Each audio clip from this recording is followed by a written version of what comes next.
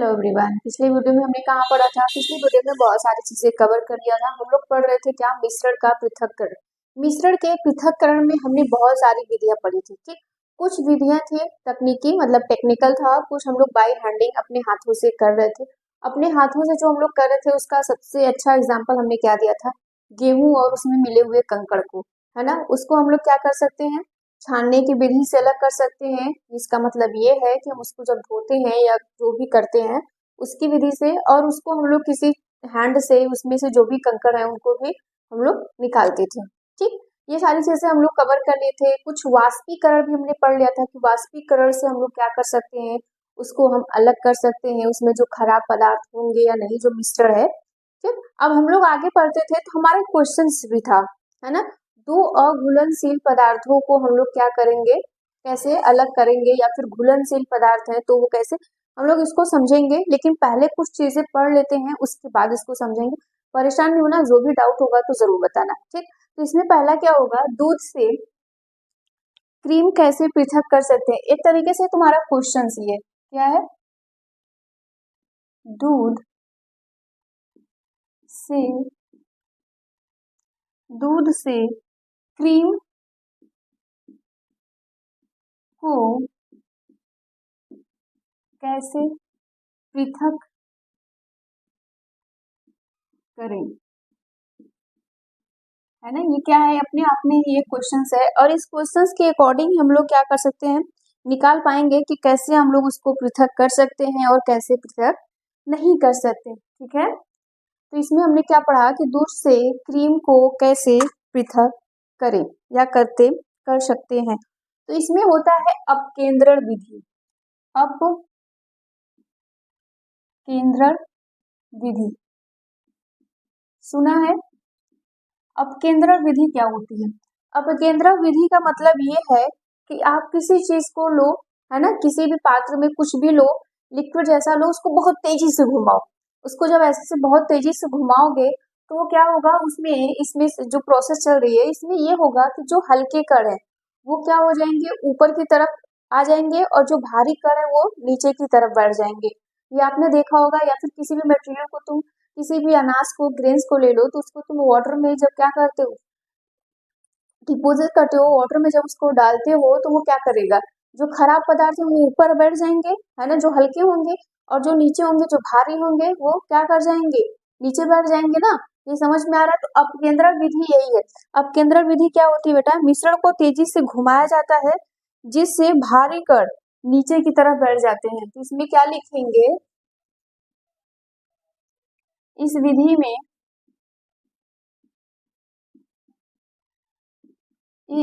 विधि में मिश्रण को क्या करेंगे, मिश्रण को तेजी से, ठीक है, तेजी से घुमाया घुमाया जाता है जिससे भारी कण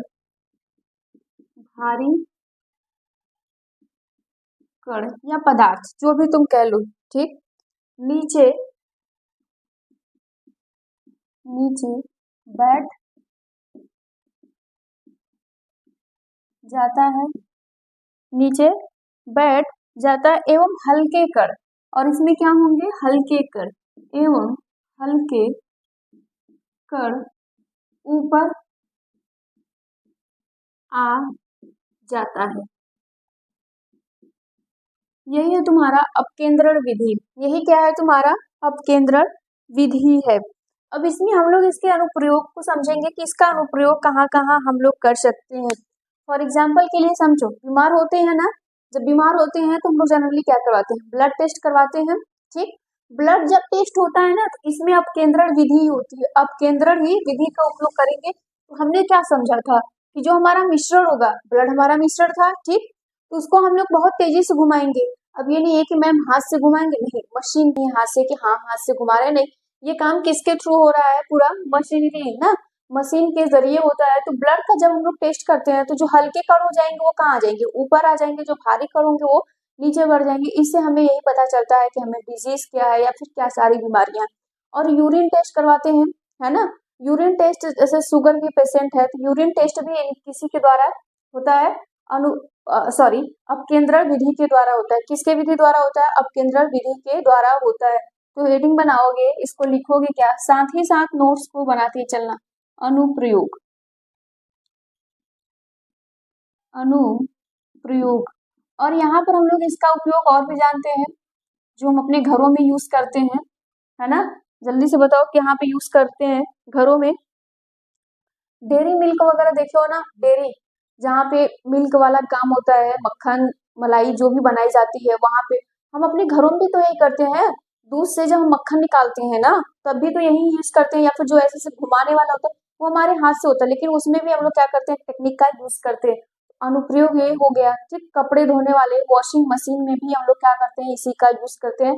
मतलब गीले कपड़े से वो क्या करेगा, पानी को निचोड़ देगा, उसको ड्राई करेगा। अनुप्रयोग में लिखना इसके क्या क्या अनुप्रयोग है।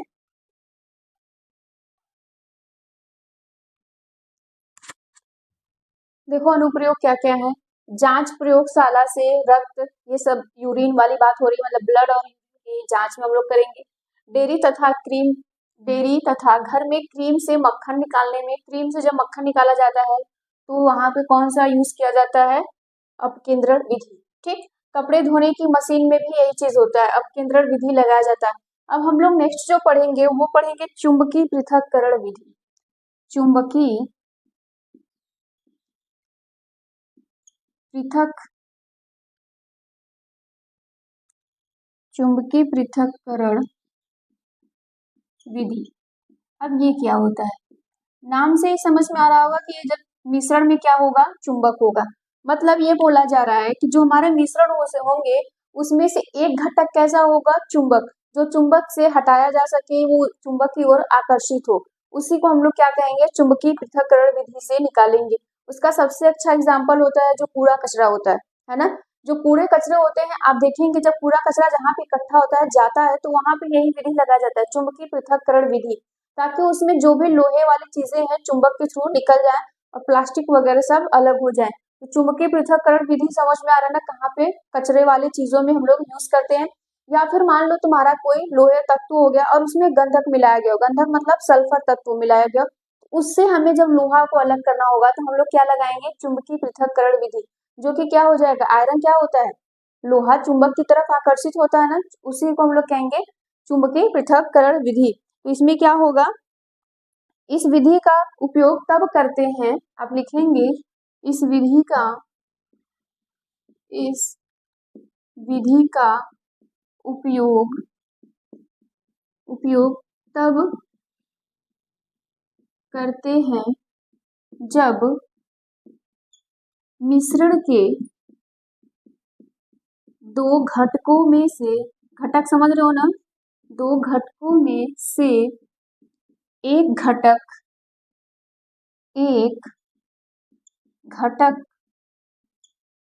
चुंबक की तरफ आकर्षित हो, है ना। मिश्रण क्या होगा, उसमें से दो घटक होंगे, लेकिन एक घटक क्या होगा जो चुंबक की तरफ आकर्षित हो, तो हम लोग इसका यूज करेंगे। इसके उदाहरण क्या है, उदाहरण में आप लिख सकते हो कचरा, ठीक, कूड़ा कचरा, है ना। दूसरा कौन सा होगा, लोहा और गंधक, ठीक, लोहा और गंधक, ये इसका यूज हम लोग करेंगे। इन सब जब हमें मिले रहेंगे तो हमें किसका यूज करना पड़ेगा, चुंबकीय पृथक्करण का। अगर ऐसा कुछ हमें मिलेगा तो अपकेंद्रीय विधि का। वाष्पन विधि क्या होती थी, वाष्पीकरण क्या होता था, उसको भी हम लोग जान लिए थे। अब हमारे पास ये होता है कि जब दो अघुलनशील द्रव में मिश्रण को कैसे पृथक किया जा सकता है ना, दो अघुलनशील द्रवों को मिश्रण को हम लोग कैसे अलग करेंगे, मतलब अघुलनशील है और द्रव है, जैसे पानी ले लो और तेल ले लो, ठीक, वाटर ले लो, केरोसिन ले लो, है ना। यहाँ पे पानी ले लो और मिट्टी का तेल ले लो, और भी सारे हैं, पानी ले लो, पेट्रोल ले लो, ये दोनों क्या है, अघुलनशील, आपस में घुलेंगे नहीं, तो फिर हम इनको कैसे अलग करेंगे इनके बारे में पढ़ेंगे। तो यहाँ तक नोट करो, लिखिएगा, दो अघुलनशील दो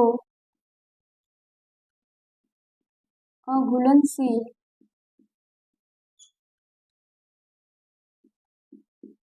द्रव में से मिश्रण को कैसे पृथक करें। यही है हमें कि कैसे हमें इसको पृथक करेंगे। तो इसके लिए यूज किया जाता है पृथककारी की, है ना, पृथककारी की पृथककारी कीप का हम लोग उपयोग करते हैं इसको अलग करने के लिए। इसमें होगा क्या, इसका कॉन्सेप्ट जरा समझो। इसका कॉन्सेप्ट ये होता है कि जब दो मिश्रण होंगे और दोनों क्या होंगे, द्रव होंगे, तो उनके हम घनत्व के आधार पे, घनत्व पढ़ा था, घनत्व फर्स्ट चैप्टर में ही होगा, घनत्व के आधार पे हम लोग क्या करेंगे, उसको अलग करेंगे। जैसे तेल और पानी ले लो, तेल और पानी में घनत्व किसका है, तेल का ज्यादा है। हमने बताया था कि तेल का घनत्व ज्यादा क्यों है, क्योंकि वहां पे क्या होता है, मास पर वॉल्यूम, मास पर वॉल्यूम, एक वॉल्यूम होगा, उसमें जितना ज्यादा मास होगा, नंबर ऑफ पार्टिकल अगर ज्यादा है तो मास भी बढ़ जाएगा। तो वहीं पर क्या बोला जा रहा है कि घनत्व जिसका ज्यादा होगा वो क्या होंगे, अलग किए जाएंगे, और जिनका घनत्व कम होगा उनकी अलग विधि जैसे अलग करेंगे। तो अगर मैं तेल और पानी की बात करूं तो उनमें से घनत्व किसका ज्यादा है, तेल का। पानी और पेट्रोल का बात करूं तो पेट्रोल, ऐसे कई सारे होंगे, जैसे एसीटोन ले लो, ये सारी चीजें, तो उनमें घनत्व किसका है किसका नहीं। तो हम लोग घनत्व के बेस पे इसको अलग करेंगे। तो इसका कॉन्सेप्ट लिखना, कॉन्सेप्ट, कॉन्सेप्ट के बेस पे हम लोग क्या करेंगे, इसको अलग करेंगे। तो कॉन्सेप्ट पे क्या होगा, जो द्रव जिनका घनत्व अलग अलग हो, है ना, इसमें बोला जा रहा है जिनका घनत्व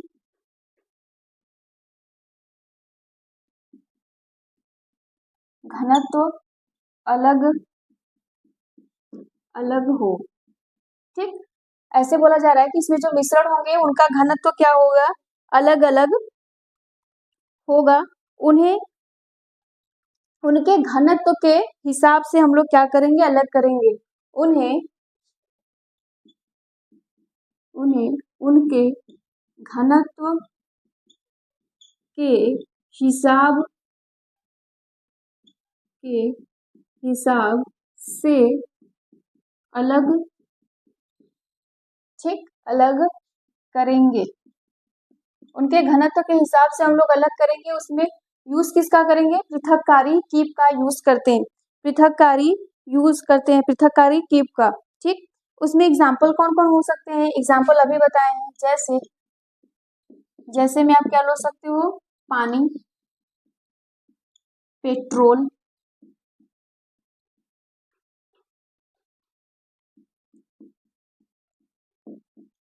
पानी, मिट्टी का तेल आप बोल सकते हो,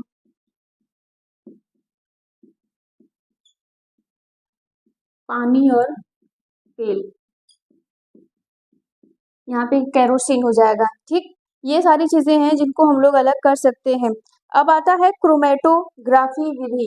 क्रोमेटोग्राफी विधि, इसको ध्यान से सुनना, क्रोमेटोग्राफी विधि, ये इंपॉर्टेंट हो जाता है क्योंकि ये पूछ लिया जाता है। जब आप बड़े हो जाएंगे तो इसके बारे में डिटेल पढ़ेंगे, लेकिन 9th के लेवल पे यहाँ पे क्या पढ़ना है आपको, यहाँ पे क्रोमेटोग्राफी का मतलब होगा कि यहाँ पे रंग को अलग करना। इसमें क्या होगा, रंगों को अलग करना, ठीक। जब हम रंगों को अलग करेंगे तो उस विधि को हम लोग क्या कहेंगे, क्रोमेटोग्राफी विधि कहते हैं। इसमें होता क्या है, जैसे तुम यहाँ पे देखो, दो, अगर हम लोग अब बड़े हो गए तो पेंसिल पेंसिल का यूज नहीं करते, पेन का यूज करते हो। तो दो पेन हमारे पास अवेलेबल होते हैं, एक जेल पेन होता है, एक बाल पेन। जेल पेन से होगा, अगर तुम कॉपी पे लिख रहे हो तो देखोगे वो फैल जाता है ना, पानी उस पर गिरेगी तो वो फैल जाएगा। बाल पेन में ऐसा कुछ नहीं होता है। तो वो वहां पे क्यों होता है, वहां पे हमें रंगों को क्या करना है, अलग करना है। तो हमें किसका यूज करना पड़ेगा, क्रोमेटोग्राफी का यूज करना होता है। यह विधि जिसमें से मिश्रण को में उपस्थित रंगों को अलग किया जाता है। तो यहाँ पे लिखेंगे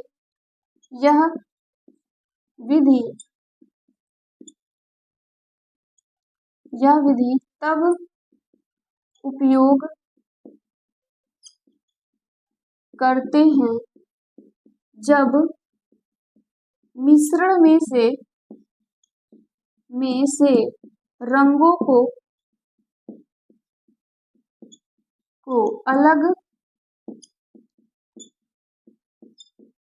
किया जाता है। ठीक, जब मिश्रण में से रंगों को अलग किया जाएगा या जाता है तो हम लोग क्या करेंगे, इसका यूज करेंगे। ठीक है ना, यहाँ पे हम लोग किसका यूज कर रहे हैं, यहीं पे कर रहे हैं।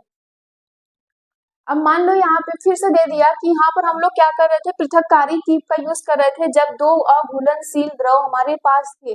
लेकिन हो सकता है क्वेश्चंस बन जाए यहाँ पे कि दो घुलनशील द्रव होंगे तब हम लोग किसका यूज करेंगे।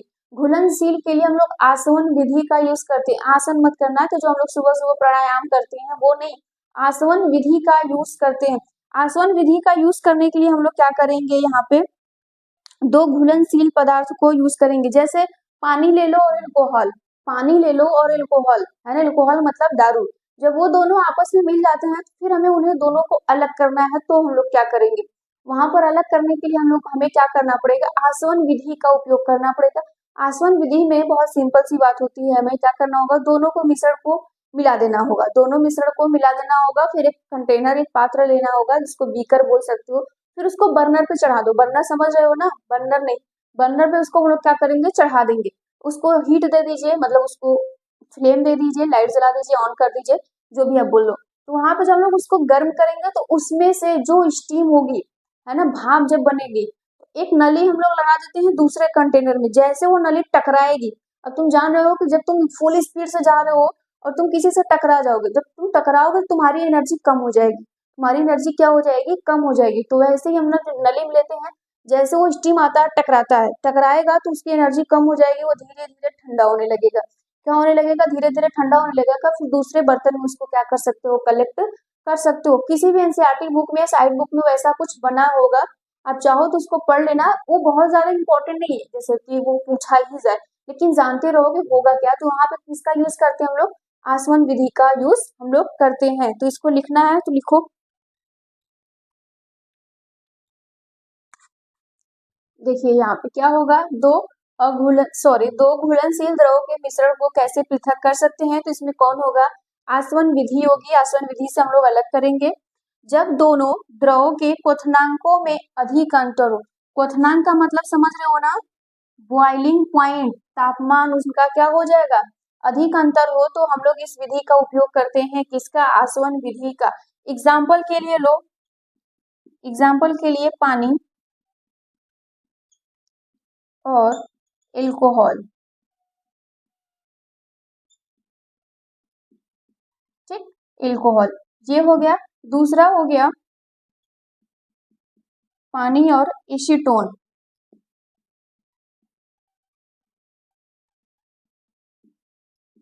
एसीटोन समझ रहे हो, नील पेंट जो हम लोग हटाते हैं उसी का यूज किया जा रहा है, ठीक, पानी और एसीटोन। तो इसमें हम लोग अलग करेंगे तो हम कौन सा विधि लगाएंगे, आसवन विधि लगाएंगे। कौन सा, आसवन विधि।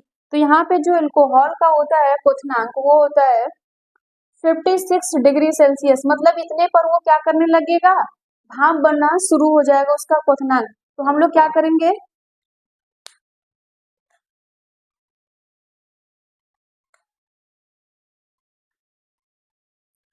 क्या करना है, यहाँ पे पानी और एल्कोहल को हम लोग क्या करेंगे, अलग करना है। तो यहाँ पर एल्कोहल का कितना होता है, 56 डिग्री सेल्सियस। ऐसे हम लोग क्या करेंगे, बहुत सारी चीजों को अलग कर सकते हैं, और ये डेली कहीं ना कहीं होता है। ये ज्यादातर नहीं हो सकता, लेकिन हम लोग उसको क्या करते हैं, क्रीम वाला अब केंद्रण विधि हम लोग क्या करते हैं, यूज करते हैं अपने किचन में, मैक्सिमम चीजों का यूज करते हैं। तो आज के लिए इतना रहने देते हैं, थैंक यू।